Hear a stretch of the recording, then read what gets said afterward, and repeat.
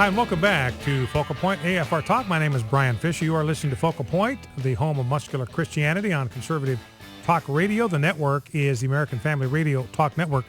Honored and pleased to welcome to our decision maker line Senator Roger Wicker from my adopted state, home state of Mississippi. Senator Wicker, welcome back to Focal Point with Brian Fisher. Hello, Brian. How are you? We're glad to have you as an adopted son of the great. Magnolia State. Oh, great. We're loving it down here. And people ask me, we moved here from the West, lived in Idaho, Boise, Idaho for 29 years, loved it out there. Yeah. And we moved down here about 4 years ago, and people I run into in the West ask me what it's like down here, and I tell them, everything you've heard about Southern hospitality is true. So we've enjoyed our time down here. Well, Senator, what I want to talk with you about is Obamacare, and particularly this effort on the part of, led by Senator Ted Cruz, Senator Mike Lee, Senator Rand Paul, Marco Rubio is a part of this, to defund Obamacare by refusing to vote for a continuing resolution that has any funding in it for the implementation of Obamacare. And one of the reasons I wanted to chat with you, Senator, is that originally you were one of the original signers of that letter to support this effort. You have taken your name off of the letter, so part of me is just curious as to why you signed it in the first place, then pulled your name off of the list, and where are you as of today on this effort? Well, okay. Did you ever make a mistake? I guess would be my answer back.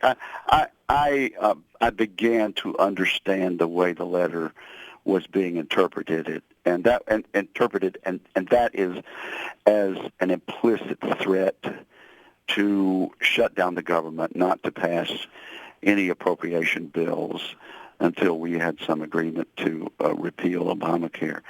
And when that got to be the thrust of this effort, I realized that was not a workable plan, and I decided on reflection that implicit shutdown threat was raising false hopes and not a strategy that was going to work.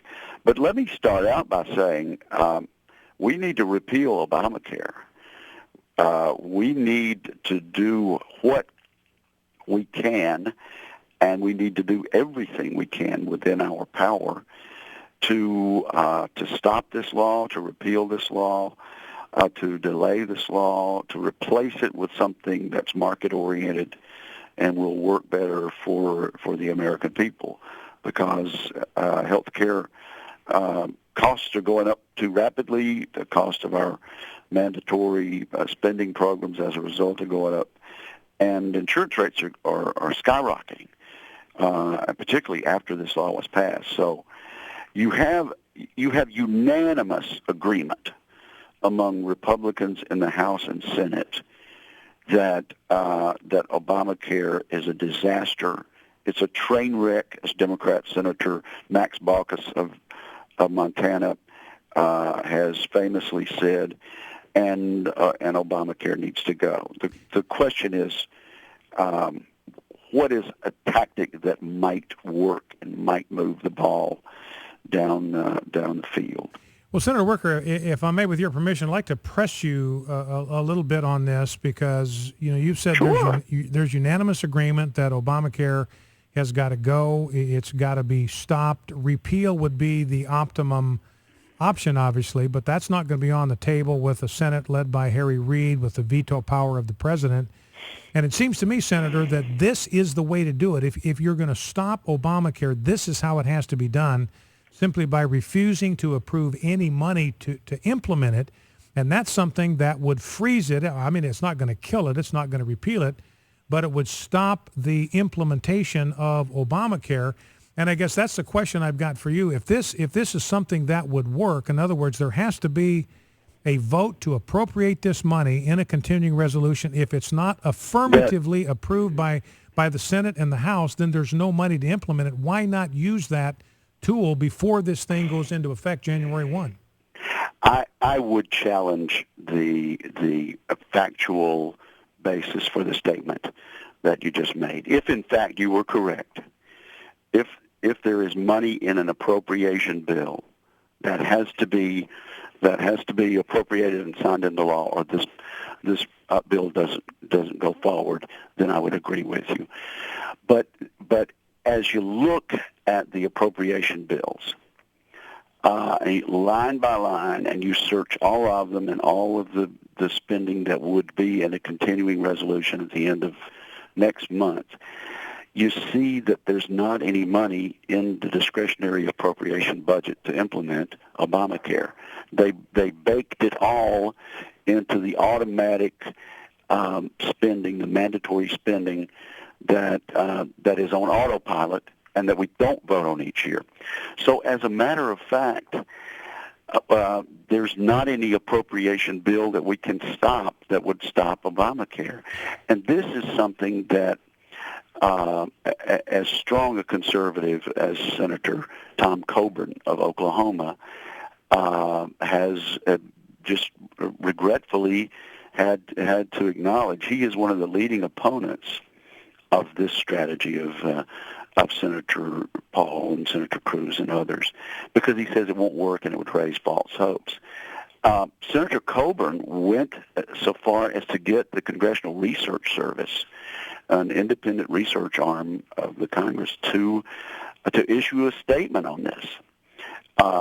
What would be the effects of a funding lapse on the implementation of the Patient Protection and Affordable Care Act? And CRS's conclusion was that a government shutdown would do a lot of things, but one thing it would not do is it wouldn't shut down Obamacare. So if there were a bill out there, as a lot of people are being told, if there were a bill out there that has to be renewed every year and it funds the administration of Obamacare, then I would certainly think a good strategy would be to stop that bill. But in fact, the CRS, at Tom Coburn's request, says no, that bill isn't there. So you could shut down the entire appropriations process. And regrettably, Obamacare would still be funded. Well, I guess I'm a little bit confused in talking here with Senator Wicker from the state of Mississippi on the effort to defund Obamacare. You know, my understanding, Senator Wicker, is that one Congress cannot bind the actions of a future Congress. That's why you can repeal laws, you can adjust the budget, all those things can be done. And at some point, there has to be a reauthorization of funding for Obamacare. That's why we have budgets. That's why there's a statutory requirement to have budgets. Yeah. So that's not true, and I'll give you an example. We don't have to reauthorize the Social Security Act every so often. It is a mandatory program. It's an entitlement program. If you don't get your Social Security check, my dad doesn't get his Social Security check, he could go into federal court and sue for it because he's entitled to it. And unless a future Congress comes along and repeals that act, it will stay in effect from here on out, as long as the country is a republic. It doesn't have to be authorized every year. Well, perhaps, and that's how the 60 Democrats in the Senate that voted for Obamacare and the majority in the House under Nancy Pelosi designed Obamacare. It doesn't come up for renewal every year.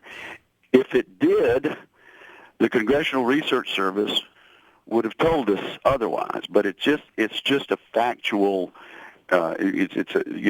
Opinions are there, but as John Adams said back in that founding days of the country, facts are stubborn things, and it is a fact that we don't pass an appropriation bill every year to reauthorize mandatory laws. Well, perhaps Social Security would be an illustration of what I'm talking about, Senator, because I know the way the Social Security law is written, Congress can go in there and change the funding formula, change the disbursement formula anytime they choose. There isn't anything that's automatic. It's allowed to keep going, but Congress has the statutory authority based on the original law to go in there, and then that's why the formula has been changed a number of times. The funding formula, the disbursement formula has been changed a number of times over the year.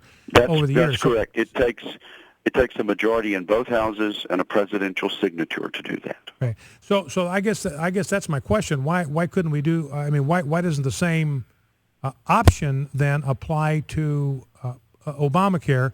And then one last question, I'll let you respond to that. And then it seems to me, Senator, and here's what I'll give you the last word here. It seems to me if we're not willing to defund Obamacare by voting against a continuing resolution that has funding for implementation, if repeal is our only option, then it sounds a bit to me like what you are saying is we are just stuck with this thing. There's not a thing that we can do about it.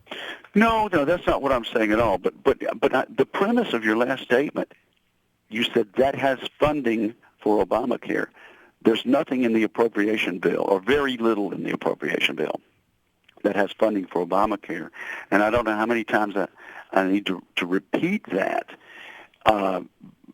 But there is no funding in this bill that we're being urged to vote against for Obamacare. And so what this would do, what the shutdown of the government would do, and believe you me, I've been part of this. 1995, we shut departments down. We shut the Natchez Trace down. We shut the Department of Interior down and a lot of departments. What it would do is cause a lot of disruption in other departments. But Senator, let me... It would do nothing to Obamacare. So it would, to me, this strategy raises a false hope among those of us who would like to do something to stop and eventually repeal and replace Obamacare. It's the equivalent of going over and burning down one barn, but not burning down the barn that has the rats in it. So one last question, if I can sneak it in here. But if you're saying that there's no funding for Obamacare in the continuing resolution, then how could they vote against a continuing resolution that has funding for Obamacare? I mean, they would be talking about if there's nothing in there, there's nothing to vote against. That's my point exactly. I think there are strategies we can use, and there are votes they've had in the House of Representatives, but this is not a workable strategy. All right. Well, thank you very much. They got the facts wrong. Okay, Senator. Listen, I'm out of time. We're up against a hard break here. I appreciate very much you taking time. Senator Roger Wicker from the state of Mississippi. Anytime. Thank you, Senator. God bless you. Back in 2.